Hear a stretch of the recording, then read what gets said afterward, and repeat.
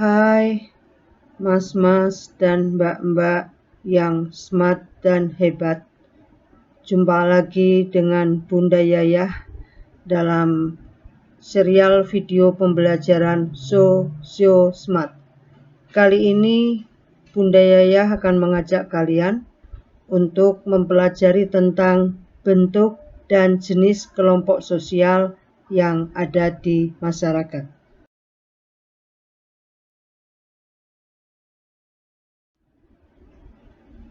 Emil Durkheim membagi kelompok sosial menjadi dua kelompok, yaitu kelompok sosial yang didasarkan pada solidaritas mekanik dan kelompok sosial yang didasarkan pada mengenal pembagian kerja. Sedangkan solidaritas organik adalah bentuk dari kelompok sosial di mana solidaritas masyarakatnya telah mengenal pembagian kerja.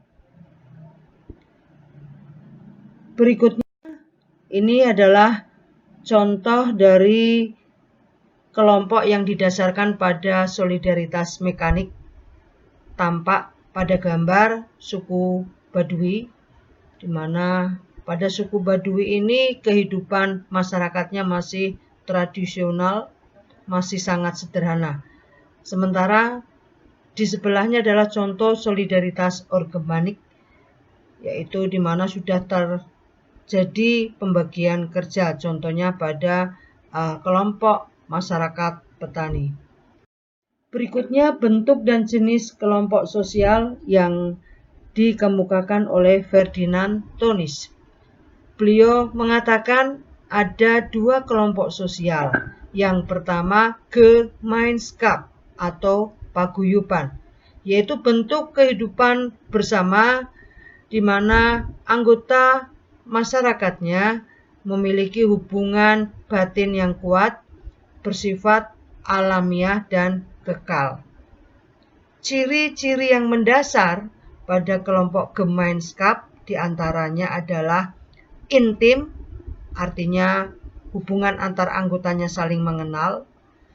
Kemudian privat, bersifat khusus dan eksklusif. Nah, Gemeinschaft ini terbagi menjadi tiga.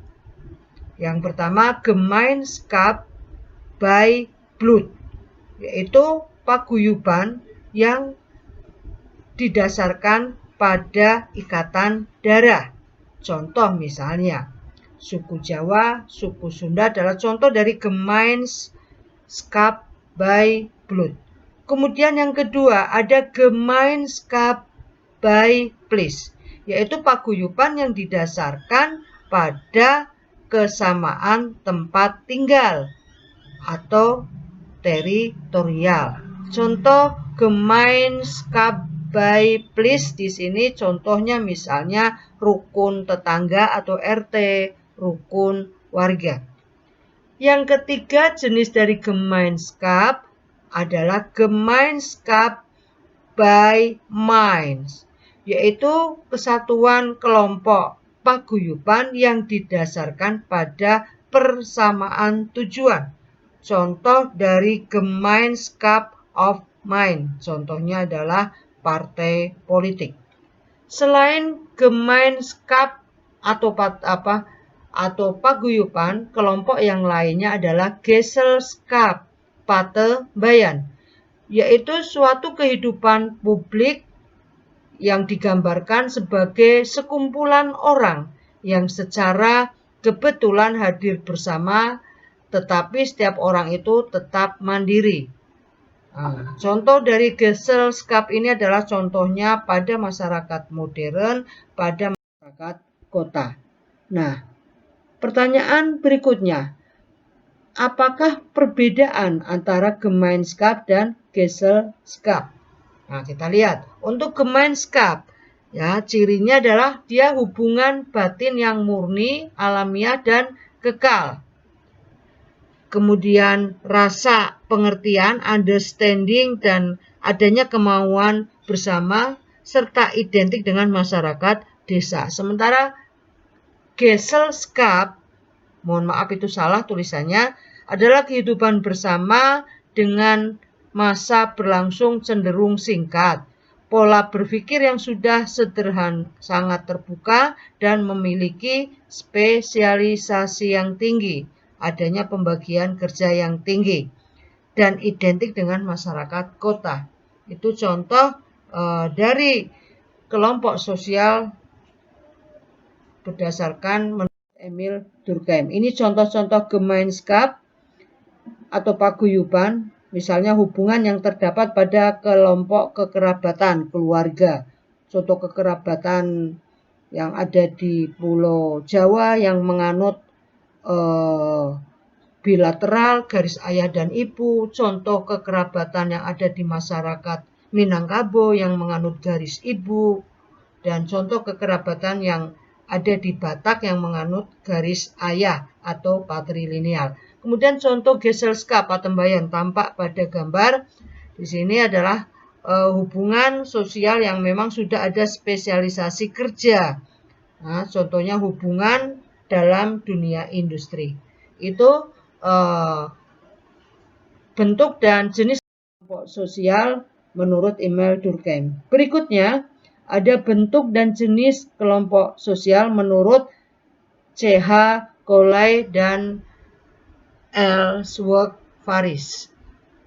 Menurut C.H. Coley dan Ellsworth Faris, bahwa di dalam masyarakat terdapat kelompok primer, di mana kelompok ini ditandai dengan ciri-cirinya hubungan antar anggotanya saling mengenal, bersifat informal. Ruang lingkup terpenting dari kelompok primer adalah keluarga, teman bermain pada masa kecil, RT atau rukun tetangga, rukun warga, RW, dan komunitas orang-orang dewasa. Sementara Ellsworth Faris mengatakan di dalam masyarakat juga terdapat kelompok sekunder yang bersifat formal resmi, hubungannya tidak pribadi, berciri kelembagaan, hubungan antar anggotanya bersifat formal, impersonal, tidak saling mengenal antar anggotanya, dan didasarkan pada azas manfaat. Contoh dari kelompok sekunder ini adalah koperasi, partai politik, dan lain sebagainya. Sementara bentuk dan jenis kelompok sosial yang dikemukakan oleh William G. Sumner, beliau membagi kelompok sosial menjadi dua, yaitu in-group dan out-group. In-group kelompok dalam dan out-group kelompok luar. Menurut beliau, bahwa dalam masyarakat primitif yang terdiri atas kelompok-kelompok kecil dan tersebar di suatu wilayah, terdapat pembagian jenis kelompok, yaitu kelompok dalam atau in-group dan kelompok luar. Contoh misalnya pada masyarakat yang ada di daerah Badui di Banten Selatan. Dia menyebut kelompok suku bangsa Badui adalah sebagai kelompok in-group. Sementara pada masyarakat di luar suku bangsa Badui, mereka menyebutnya sebagai kelompok luar. Kemudian, bentuk dan jenis kelompok sosial menurut Robert K. Merton. Beliau membagi kelompok sosial menjadi dua, membership group dan reference group. Yang pertama, membership group, yaitu kelompok di mana setiap orang secara fisik menjadi anggota dari kelompok tersebut. Contoh misalnya di sekolah kita, ya, ada pengurus OSIS, ya, ada anggota pramuka. Nah, masuknya dia di pengurus OSIS dan anggota pramuka itu termasuk membership karena dia punya kartu keanggotaan. Kemudian ada reference group, yaitu kelompok sosial yang menjadi acuan bagi seseorang secara psikologis sehingga dapat membentuk pribadi dan perilakunya. Nah, contoh yang lebih gampang untuk membedakan membership dan reference. Contoh misalnya, si A adalah anggota dari partai politik. Sebut saja misalnya Partai Kebangkitan Bangsa. Masuknya dia, si A tadi menjadi anggota Partai Kebangkitan Bangsa adalah dia sebagai membership. Kemudian si A tadi, ya, karena mungkin partai politiknya menang dan mendapat jatah menjadi anggota DPR, anggota legislatif di Kabupaten Pekalongan.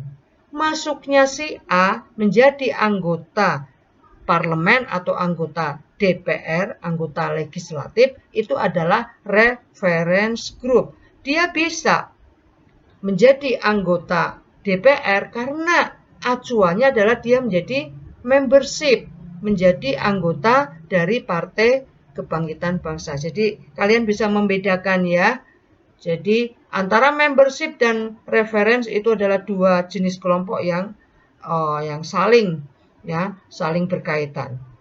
Ya, tadi yang saya contohkan, si A menjadi anggota PKB, Partai Kebangkitan Bangsa. Masuknya dia adalah membership. Kemudian dia menjadi anggota legislatif. Nah itu yang disampaikan oleh Robert K. Merton. Selain itu ada pengelompokan, ada jenis dan bentuk kelompok sosial dalam masyarakat. Kita mengenal ada dua, ada kelompok formal atau resmi dan ada kelompok informal.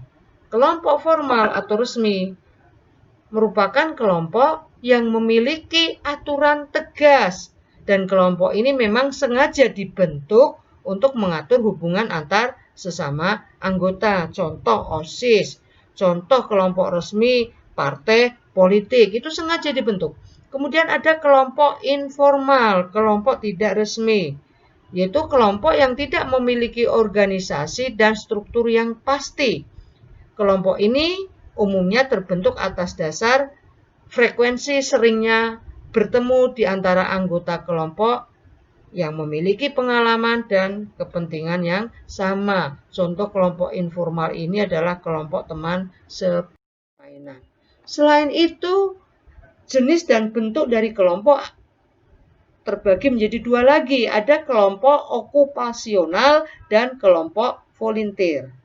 Kelompok okupasional adalah kelompok yang tercipta karena semakin memudarnya fungsi kekerabatan. Kelompok ini terdiri atas berbagai profesi atau memiliki pekerjaan yang sama. Contoh dari kelompok ini misalnya SPSI, Serikat Pekerja Seluruh Indonesia, atau mungkin IDI, Ikatan Dokter Indonesia. Kemudian ada Kadin, ya, Kamar Dagang Industri Indonesia, kumpulan dari para pengusaha di Indonesia. Itu kelompok okupasional. Yang kedua ada kelompok volunteer. Kelompok yang terdiri atas berbagai anggota yang memiliki kepentingan yang sama.